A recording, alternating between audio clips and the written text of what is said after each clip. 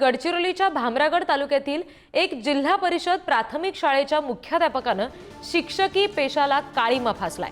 शाळकरी मुलींसोबत लैंगिक चाळे करण्याचा अश्लाघ्य प्रकार मुख्याध्यापकानं केलाय आणि या नराधम मुख्याध्यापकाला भामरागड पोलिसांनी अटक सुद्धा केली आहे। नराधम मुख्याध्यापक मुलींना रजिस्टर पाहण्याच्या बहाण्यानं कक्षात बोलवायचा आणि अश्लील चाळे करायचा।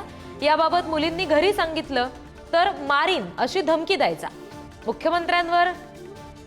मुख्याध्यापकांवर बाल लैंगिक अत्याचार आणि अॅट्रॉसिटीच्या कलमांखाली गुन्हा दाखल केला गेलाय आणि त्याला अटक सुद्धा झाली आहे।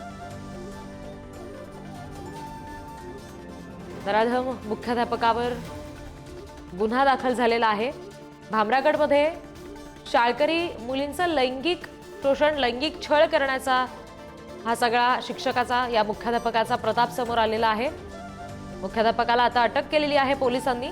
रजिस्टर पाहण्याच्या बहाण्यानं तो मुलींना कक्षात बोलवायचा आणि अश्लील चाळे करायचा।